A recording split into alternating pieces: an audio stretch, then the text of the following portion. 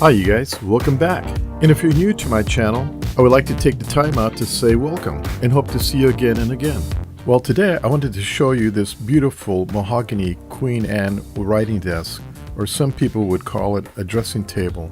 It has 3 drawers that are in great condition. I'm just showing you the corner of it right now, and I'm going to be fixing the damage that's on this desk. Can you notice the damage where it's at? Well, the picture you're looking at right now is the after picture. This is the before picture. Pretty bad gash, huh? Well, I can show you how to fix this. And it's really not that hard to do. Okay, today we're going to work on this mahogany desk that I got. It's got a few scratches, nicks, dents. So I'm going to work on this molding here on the side. It's got a gash in it. I'm going to show you how to do a down and dirty repair on this thing. It's going to be very quick, very cheap to do. And it takes a little time, but not a lot of time. Anyone can probably pretty much do this. And of course there's a bunch of different ways you could probably do this repair. This is just a really easy repair. Again, there's probably 100 ways to do it, but this is my way. Okay, I'm going to do this repair right here in my bedroom. So I don't think I need to say make sure you put a tarp or something on the bottom in case you spill. So the first thing we're going to do is put some blue masking tape on. The reason why I use blue tape is because when you pull it off when you're done, it doesn't take off the finish like regular masking tape does.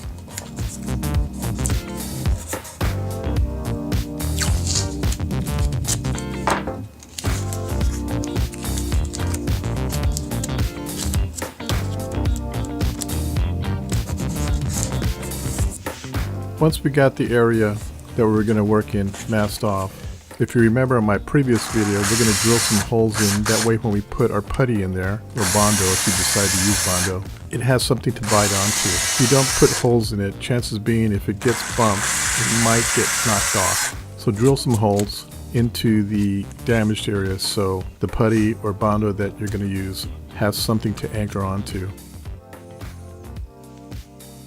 Okay, now we're going to add our putty. This is a water-based putty. As we apply the putty, what we're going to do is the first layer is shove it in those holes, so again the putty has something to anchor onto as it dries. Push it in there nice and good. Once we have enough putty in the holes, then we can start working on the outside. Again, just get enough putty so it's above your detail line, so you have something to sand down to. Obviously try not to put too much because you're going to be doing a lot of sanding when it dries. Just get it above the detail line so you can sand to the detail line. So you can sand it to the contours of the detail of the molding. So what you're trying to do is just copy the molding obviously as you're sanding it once it's dry.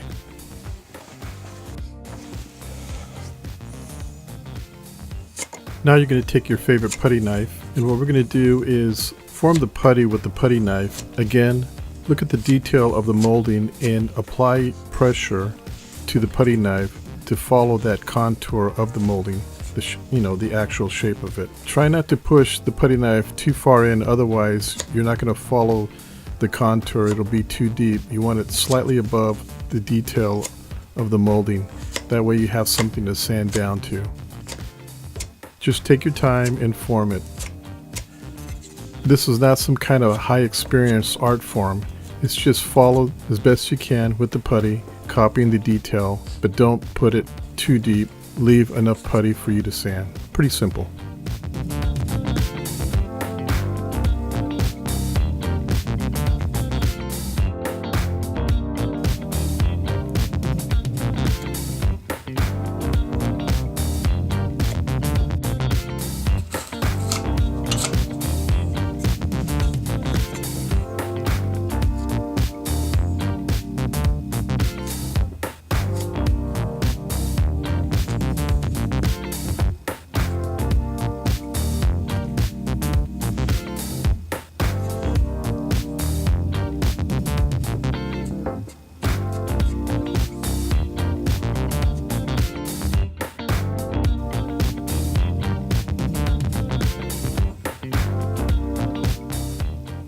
Okay, we're just following the contours of the molding, again using the putty knife. Move it around to where you feel comfortable. That way you can move the putty knife with some flow. Don't be afraid to get in there with your finger. If you feel more comfortable with your finger forming it, go ahead. There's no rules to this. This is your repair. Do what feels comfortable to you. Okay, I let this thing dry overnight so we know it's nice and dry. Now I'm going to take some 150 sandpaper and a putty knife and stick the sandpaper onto the putty knife, fold it over, and just start sanding and sand to the detail.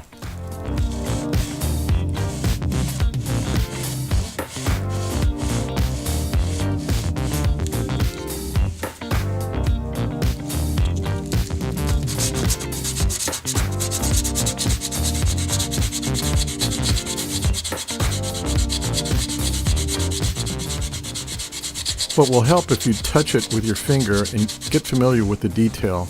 That way you know when you're sanding it which way to apply the pressure and how much sanding you're going to do in what area.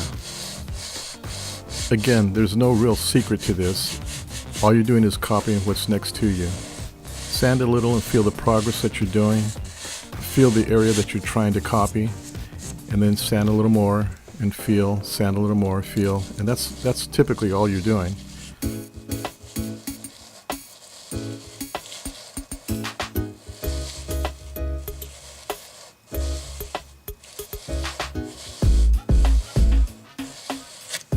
You don't need a machine. You don't need to sand fast and hard. As you're sanding nice and slow, you have more control. You can feel the detail right under your fingers as you're sanding it. And you can feel slowly but surely that as you're sanding, you're coming closer and closer to matching the detail.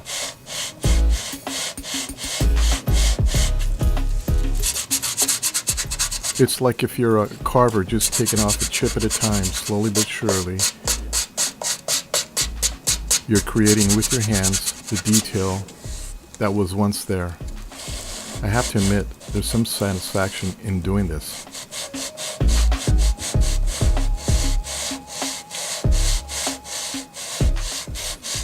I guess you can say you're getting into a sanding chi.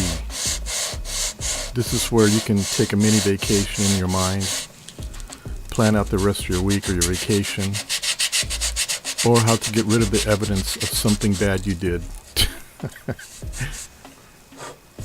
Just kidding.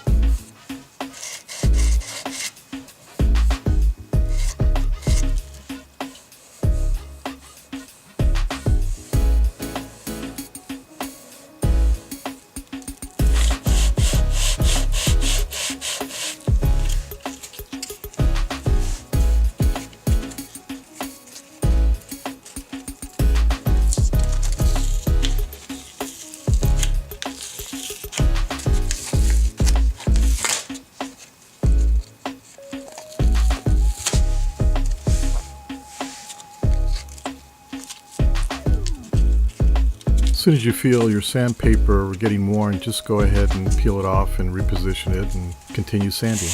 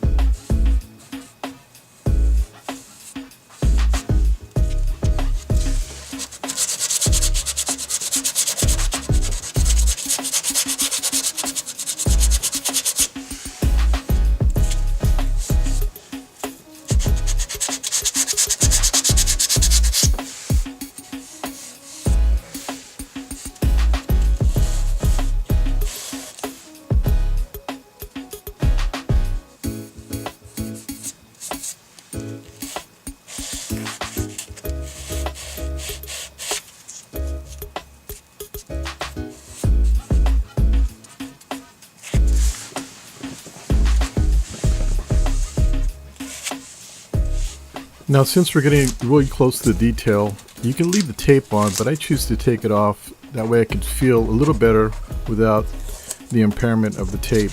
It just gets me a little closer to the detail so I can feel it a little better. At this point, what I want to do is put some sandpaper on my fingertips and lightly sand, again continually trying to match the detail. Also remember, if you sand too deep, it's okay, because all you have to do is just put some putty back in it, let it dry, and then just continue on sanding. If you make a mistake, it's not a big deal. You can go ahead and put some putty on and continue sanding after it dries. If you've never done this before, don't be afraid. Just put some putty on there again and let it dry and sand. Sooner or later, believe me, you will match the detail really close. And it really doesn't have to be exact. But, you know, if you really want to get anal about it, you know, go ahead and match it up exactly as much as you want.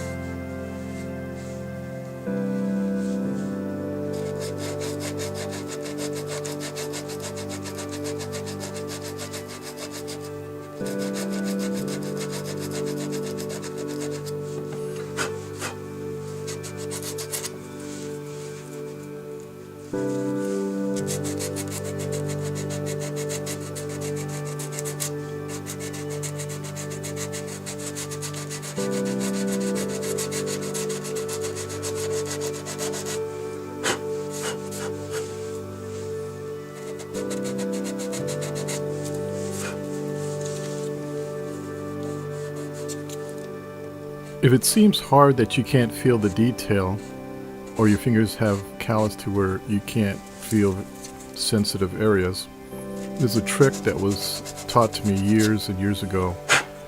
It's probably pretty hard, but if you remember, they would have a pack of cigarettes and they'd have this cellophane cover on it. You would take the cellophane out and you would stick your 3 fingers in the little cellophane packet, so to speak, and you would rub your fingers in the area just like you would normally do, like you're doing now. And what it does is it amplifies your sense of touch. Don't ask me how it works, but believe me, it works. So if you have any kind of cellophane wrapping, wrap it around your fingers and you'll see what I'm talking about.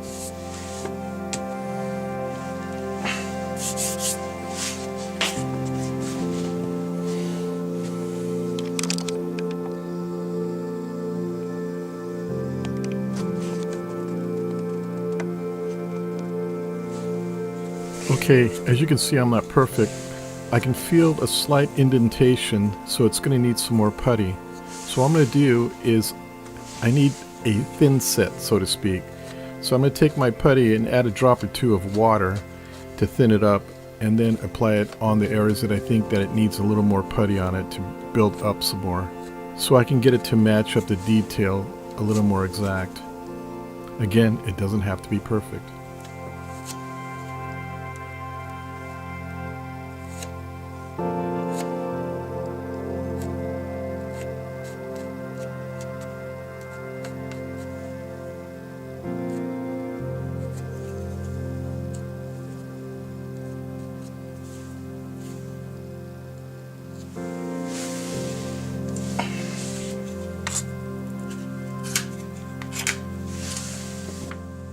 Once we have our thin set in there, like the way we want, let's go ahead and let it dry for at least a day. After which, just lightly sand it with some 400 grit paper. Now we're ready for stain. Here we got some lacquer thinner and some mahogany stain. And what I do is I put a few drops of lacquer thinner to thin out the stain so the stain becomes a little lighter. And then what I do is I put coats of light stain.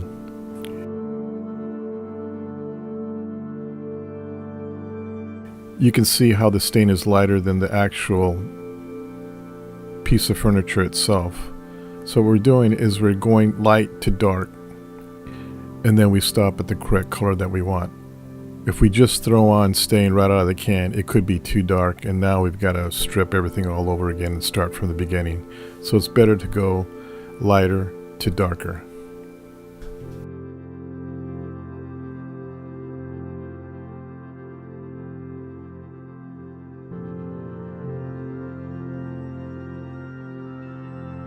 Depending on the stain you're using, I usually put 2 to 3 coats, giving about 5 or 10 minutes to dry in between coats, and then I'll let it dry for about a couple hours and repeat the process until I get my color.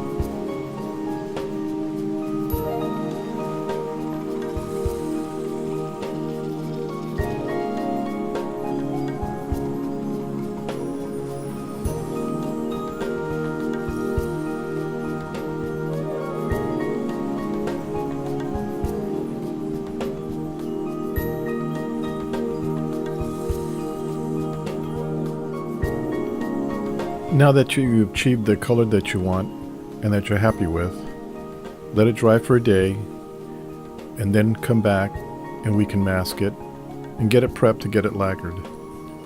Again, using our blue masking tape.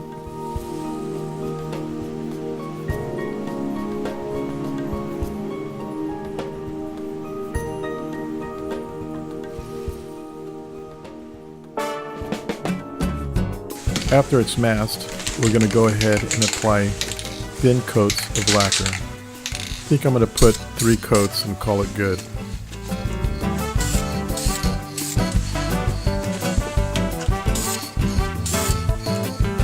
I'm going to apply 3 coats, giving it about 30 minutes in between so it can dry, and lightly sand with 400 grit in between coats. It's looking pretty good. Well, it looks like we're done. Mission accomplished.